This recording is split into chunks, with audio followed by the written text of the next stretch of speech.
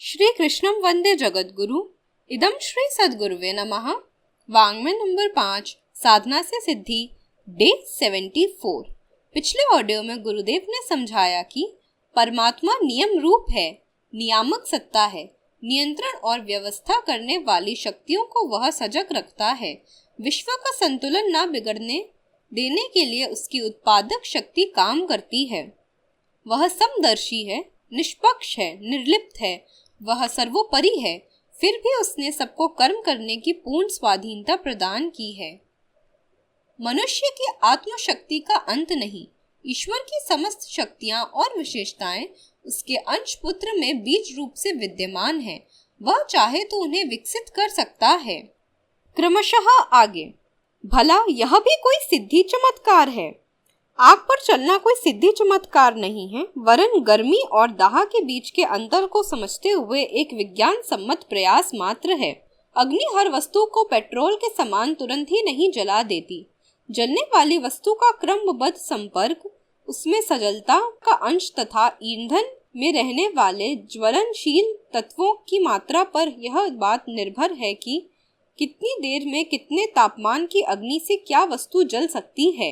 यदि ज्वलंत भाग के मध्य में कम तापमान हो और अग्नि तथा ईंधन के बीच बार बार व्यवधान पड़ता रहे, वे लगातार चिपके ना रहे, तो जलन की प्रक्रिया स्वभावतः समय साध्य हो जाएगी। अग्नि पर चलने का जादू इन्हीं वैज्ञानिक तथ्यों पर अवलंबित है, जिसे कुछ अभ्यस्त लोग सहज ही दिखाकर भोली जनता को चमत्कृत कर सकते हैं। फिजी द्वीप में विला विलेरियो नाम का उत्सव होता है, जिसमें वहां के निवासी आग पर नाचते कूदते हैं। उनके पैरों में छाले तक नहीं पड़ते। अजनबी दर्शक उसे चमत्कार मानते हैं और देखकर चकित रह जाते हैं, पर जिन्हें वास्तविकता की जानकारी है, उनके लिए यह क्रीड़ा कौतुक मात्र है। होता यह है कि 30 फीट की गोलाई का एक गड्ढा खोदकर उसमें सूखी जलाऊ लकड़ियां भर दी जाती हैं। उनमें आग लगाई जाती है। जब वे लकड़ियां जलने लगती हैं, तो ऊपर से पत्थर लुढ़का दिए जाते हैं। पत्थरों को कई घंटों तपने दिया जाता है। इसके बाद उन गर्म पत्थरों पर हरी पत्तियां फैला दी जाती हैं। उससे वहां धुएं जैसे बादल उठने लगते हैं। आग और बादलों के बीच नाचने का नाटकीय दृश्य बहुत ही कौतूहलवर्धक लगता है। इस आयोजन के संयोजक इस कृत्य कौतुक का रहस्य बताते हैं कि उस प्रदेश में शश जाति का एक विशेष पत्थर होता है, जिसकी बनावट झिरझिरी और छिद्रपूर्ण होती है।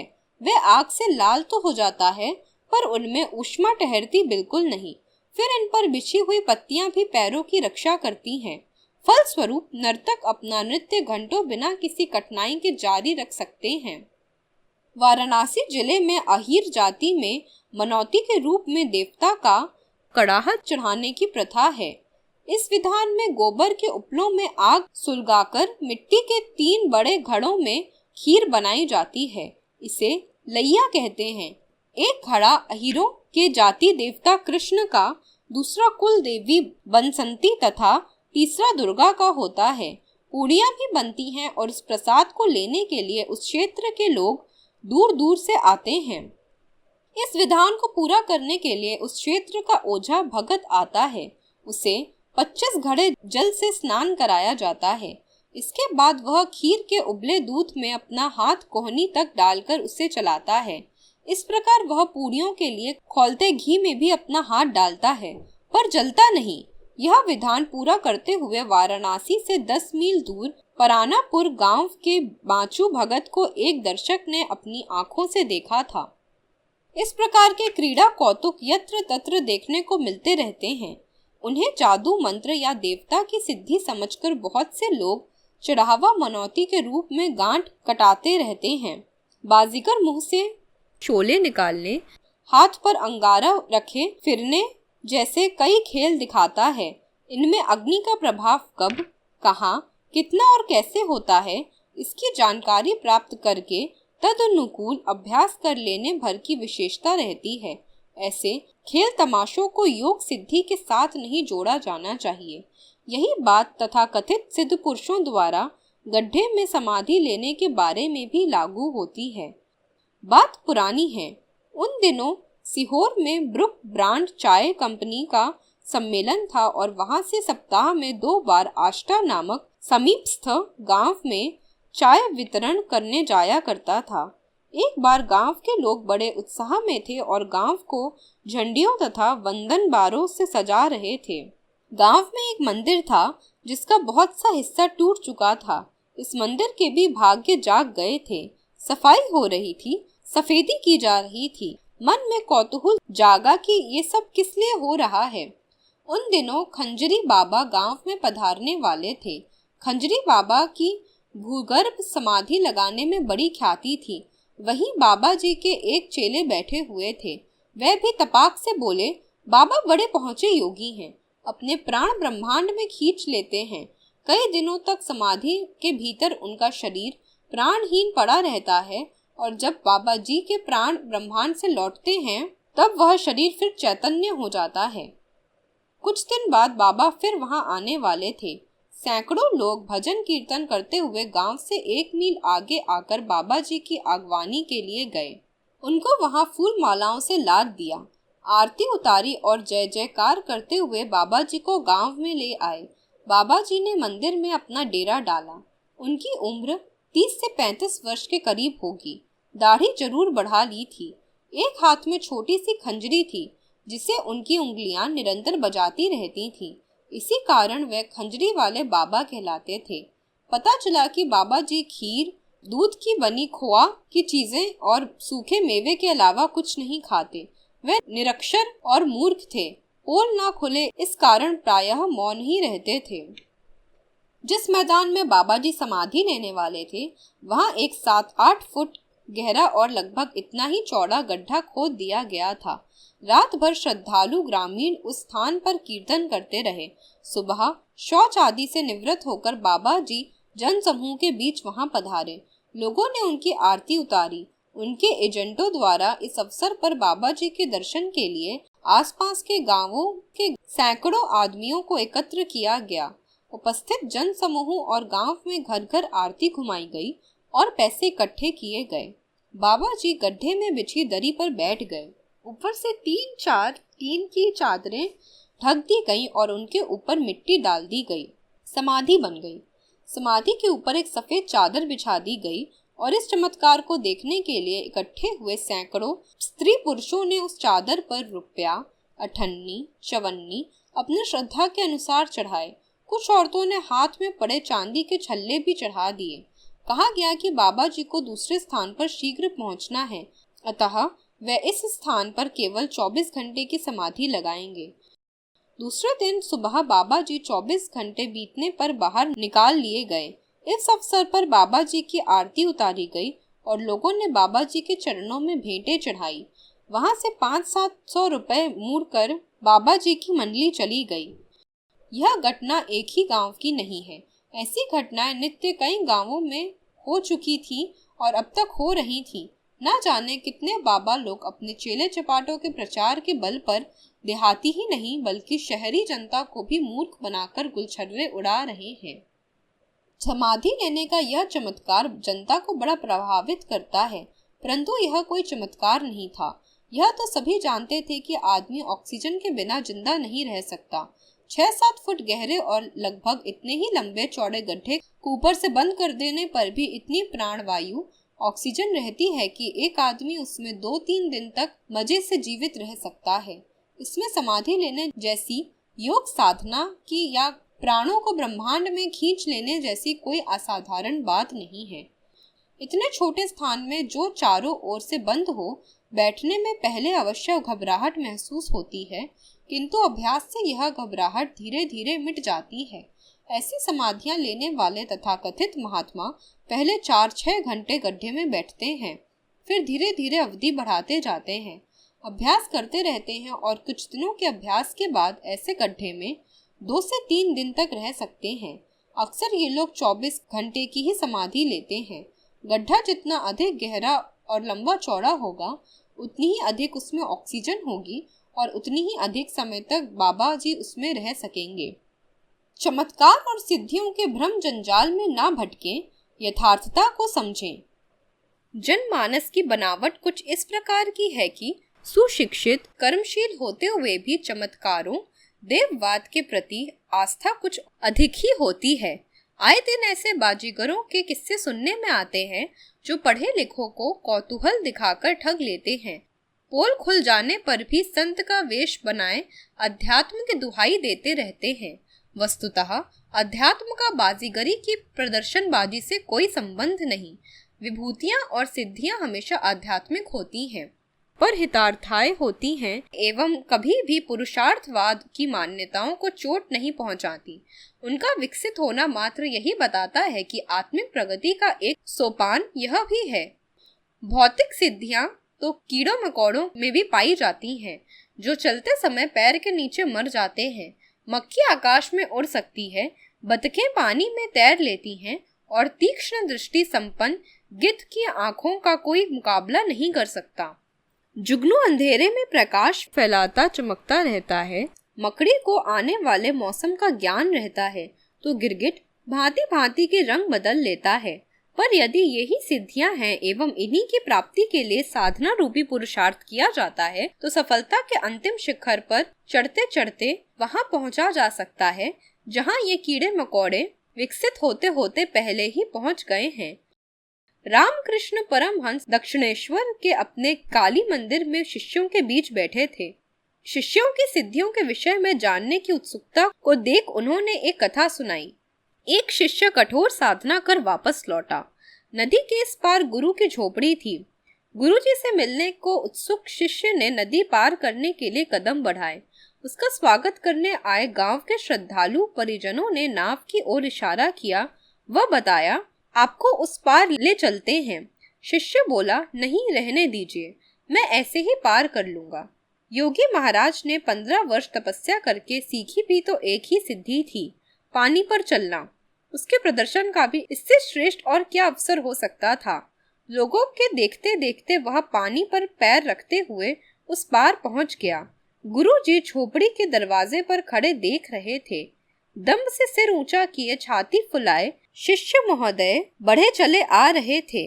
गुरु ने सारा माजरा समझ लिया और बोले, वत्स, तूने 15 वर्ष की अवधि में वही सीखा जो 4 पैसे से नाव पर बैठकर भी किया जा सकता था। सिद्धि के लिए उपासना की व उस पर भी प्रदर्शन का दंभ तुझ में है। यदि आत्मिक प्रगति की ओर ध्यान दिया होता तो मछली कछुओं को प्राप्त इस विशेषता से कुछ ऊंचा ही उठा होता। शिष्य की आंखें खुली, फिर वह चल पड़ा आत्मिक प्रगति हेतु तपश्चर्या करने। इतना कहते हुए परमहंस बोले, सच्चा साधक कभी सिद्धियों के व्यामोह में नहीं उलझता। ये तो सहज ही मिल सकती हैं, पर इनसे आत्म कल्याण का, लोक कल्याण का पथ प्रशस्त नहीं होता। ऐसी सकाम साधना से तो जीवन को औरों के लिए काम आने लायक बनाना श्रेयस्कर है। अधिकांश लोगों में कौतूहल दिखाकर आकर्ड मिस्टिज्म के नाम पर करिश्मे दिखाकर अपनी विशेषता सिद्ध करने की आत्मशलाघा पूरे करने मात्र की हवस होती है। दूसरी ओर तमाशाबीन दर्शकों की मानसिक संरचना भी ऐसी होती है कि उन्हें तमाशा में रस आता है। इससे कर्म न करने, तुरंत लाभ मिलने की नीति सामने नजर आती है। एक तीसरा पक्ष और भी है, वह है धर्म मंच पर बैठे उसके प्रवक्ताओं द्वारा इन्हीं कलाबाजियों को आध्यात्म की फलश्रुति बताना और प्रमाण उदाहरण ऐसे देना जिससे लोगों में सहज रुचि सिद्धियां प्राप्ति हेतु मचल उठे। यदि यही सब कुछ है तो फिर इतनी कष्ट साध्य प्रक्रिया अपनाने और सामान्य सुख सुविधाएं छोड़ उपवन में जाने की क्या आवश्यकता है। लोगों को अचंभे में तो बाजीगर, जादूगर भी डाल देते हैं। हाथ की सफाई के थोड़े दिनों के अभ्यास से ही वह तथा कथित सिद्ध हो जाते हैं और तमाशा दिखा दिखाकर पेट भरते रहते हैं। देखना यह चाहिए कि इससे अपना क्या लाभ हुआ व दूसरों का क्या हित सधा। भारत से हमें यदि उड़कर अटलांटिक पार अमेरिका जाना है तो यह काम थोड़ा सा किराया भर देने से विमान यात्रा या जहाज से पूरा हो सकता है। उसके लिए उड़ना सीखने की कठिन तपस्या करने की क्या जरूरत। दूरदर्शन, दूर श्रवण के जब सभी साधन आज वीडियो, टीवी, रेडियो के रूप में विद्यमान हैं, तो फिर दूरदर्शन, दूर श्रवण की सिद्धि के लिए अतिरिक्त प्रयास क्यों किए जाएं? साधना, तपश्चर्या और योगाभ्यास का मात्र एक ही उद्देश्य है, अपने अंतःकरण में प्रसुप्त पड़ी सत्प्रवृत्तियों का जागरण, सद्भावों का उन्नयन, सद्ज्ञान के रूप में दृष्टिकोण का परिष्कार तथा सत्कर्मों के रूप में देवत्व के समावेश का अभ्यास। सिद्धियों की उत्कृष्टता इसी कसौटी पर रखी जाती है, इसी से अपना भला होता है वह सारे जगत का भी। सिद्धियां अनावश्यक और अस्वाभाविक हैं, उनका मनुष्य के सामान्य रोजमर्रा जीवन में कोई उपयोग नहीं, उल्टा हानि ही है। सच्चे आत्मवेदता इसी कारण ना किसी को चमत्कार दिखाते हैं, ना ऐसा करने के लिए किसी को शिक्षा ही देते हैं। स्वयं समर्थ होते हुए भी कभी वे सृष्टि के विधान के विरुद्ध कुछ नहीं करते। संयोगवश किसी सुपात्र के लिए कुछ करना ही पड़ जाए तो कभी भी उसे प्रकट नहीं होने देते। सच्चे अर्थों में अध्यात्म का चमत्कार एक ही है, सामान्य स्थिति में रहते हुए भी देवोपन जीवन का आनंद ले लेना। यह उत्कृष्ट चिंतन व आदर्श कृतत्व के रूप में प्रकट होता है। वह यही शाश्वत सिद्धि की उपलब्धि है जो महामानव अर्जित करते हैं, जिसके लिए पुरुषार्थरत रहते हैं। क्या यह सच नहीं कि पूरे विश्व में इस बारे में एक समानता है कि अधिसंख्य व्यक्ति चमत्कारों में विश्वास रखते हैं, चाहे वह चिकित्सा हो अथवा धनोपार्जन, पदोन्नति की मनोकामना हो अथवा संतान प्राप्ति की। यह एक विरोधाभास है कि एक ओर तो विज्ञान की प्रगति अपनी चरम सीमा पर है, दूसरी ओर अलौकिक अद्भुत घटनाओं पर विश्वास भी उतना ही अधिक है। इसे एक प्रकार की नास्तिकता एवं बौद्धिक परावलंबन ही कहा जा सकता है। बालों से बालू निकालना या ऐसे ही अन्य अजूबे दिखला देने का अर्थ यह नहीं है कि व्यक्ति अवतारी या सिद्ध पुरुष है। विडंबना तो यह है कि ऐसे धूर्त मक्कारों की पूजा भी होती है और बहुत से भूले भटके उनके चक्कर में पड़कर समय, श्रम व धन खोते रहते हैं। सर्वसाधारण को यह समझना बहुत जरूरी है कि अध्यात्म का चमत्कारों से कोई संबंध नहीं। इस मार्ग पर चलते हुए जो कुछ अतीन्द्रिय क्षमताएं विकसित हो जाती हैं, उनका सदुपयोग किसी अति महत्वपूर्ण प्रयोजन के लिए प्रकृति के विधान के अनुसार ही उच्च स्तरीय आत्माएं कर पाती हैं। इस अनुदान को जहां तहां लुटाते नहीं फिरती। वे लोग जो चमत्कार प्रदर्शन में उत्साह दिखाते हैं, वस्तुतः सिद्ध पुरुष नहीं, बाजीगर होते हैं। अलौकिक आध्यात्मिक सिद्धियां सर्वसाधारण के लिए उपयोगी नहीं होती, अतः ईश्वरीय विधान उन्हें अविज्ञात एवं रहस्य के पर्दों में ही छिपाकर रखता है। यदि वे इसी प्रकार सर्वविदित हो जाएं, तो सारी सृष्टि की व्यवस्था, व्यक्तियों के कार्यकलाप ही अस्त व्यस्त हो जाएंगे। हमें भगवान ने ज्ञानेंद्रियां व कर्मेंद्रियां दी हैं, जिनसे हम बाह्य जगत का बोध कर पाते हैं। इनकी क्षमता व स्तर उतना ही रखा है जिससे जीवन का आवश्यक क्रम भर चलता रहे। यदि हमारी सभी इंद्रियां अपनी सीमा से परे सभी काल आयामों का बोध रखने में सक्षम हो जाएं, तो हमारे बहिरंग जीवन में अव्यवस्था छा जाएगी। इसी प्रकार अणिमा, महिमा, लघिमा आदि सिद्धियों का वर्णन पढ़ने तक ही कौतूहल की पूर्ति करने वाला है।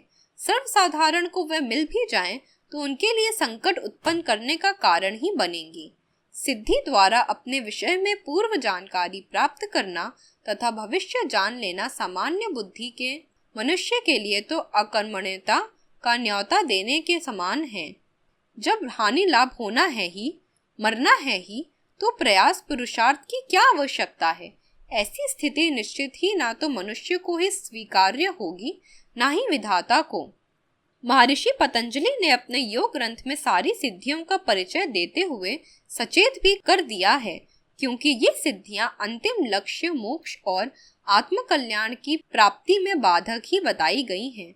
मात्र सदुपयोग करने वाले सुपात्र को साधना पुरुषार्थ के मार्ग पर चलते हुए अपने आप मिलती हैं। इनका दुरुपयोग चूंकि वह नहीं करता, इसी कारण परम सत्ता भी अपनी ओर से कंजूसी नहीं करती। पर बच्चों के हाथ में वह कभी बंदूक या विस्फोटक पदार्थ नहीं देती। यह एक शाश्वत नियम है, सदा से यही चला आ रहा है, वह हमेशा रहेगा भी।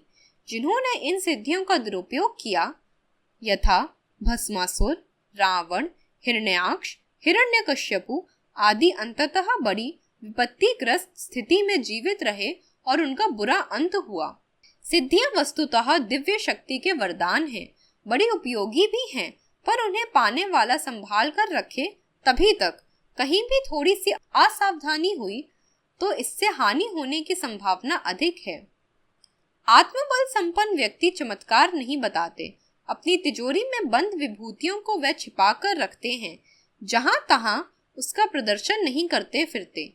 उपयोगी पात्र मिलने पर वह शिवाजी, विवेकानंद, दयानंद, जवाहर, चंद्रगुप्त अवश्य तैयार कर देते हैं, पर ऐसे समर्थ गुरु रामदास, रामकृष्ण परमहंस, विरजानंद, गांधी व चाणक्य इसका प्रचार नहीं करते।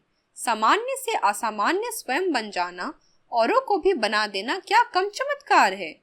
पर इन्हें क्या समझाया जाए जो चमत्कार का अर्थ कर्तव्य सिद्धि अजूबा मान बैठे हैं। अध्यात्म पथ पर चलने वाले हर साधक को पहले अपने मस्तिष्क में छाया सिद्धि संबंधी भ्रम जंजाल निकालना पड़ता है, तो ही प्रगति पथ पर आगे बढ़ने में मदद मिल पाती है। इस सर्वमान्य तथ्य को भलीभांति आत्मसात कर लेना चाहिए कि हमारा लक्ष्य आत्मबल संवर्धन है, सिद्धियों की प्राप्ति नहीं। हम मार्ग से भटकेंगे नहीं, चाहे कितने ही आकर्षण मार्ग में दिखाई पड़े। अपनी श्रद्धा को हम किसी बाजीगर से प्रभावित नहीं होने देंगे, चाहे उसने कितना ही मनोवैज्ञानिक प्रभाव हम पर डाला हो, तथा सदैव यह याद रखेंगे कि अध्यात्म का लक्ष्य मात्र आत्मकल्याण और मोक्ष प्राप्ति ही नहीं, वरन सतपथ पर चलकर अन्य अनेकों को राह दिखाना भी है। साधना आरंभ करने से पूर्व ही इस आचार संहिता का पाठ कर लिया जाए, नित्य इसे दोहराया जाए, तो भी कभी कहीं भटकाव की गुंजाइश शेष न रहेगी। अध्याय 9 समाप्त। ओम भूर्भुवः स्वाहा तत्सवितुर्वरेण्यं भर्गो देवस्य धीमहि धियो यो नः प्रचोदयात्। आज का स्वाध्याय यहीं समाप्त होता है। सभी को प्रणाम। 21वीं सदी उज्जवल भविष्य। भारत माता की जय। वंदे मातरम, वंदे मातरम। सभी को प्रणाम। वाग्देव अर्थात शब्द, विचार, भावनाओं का दिव्य देव संग्रह परम पूज्य गुरुदेव युग दृष्टा की इस धरोहर को ऑडियो रूप में सुनने के लिए चैनल को सब्सक्राइब करें, वीडियो को लाइक करें, नोटिफिकेशन ऑन करें, गुरुवाणी जन जन तक पहुँचाएं। जय महाकाल। हृदय से आभार।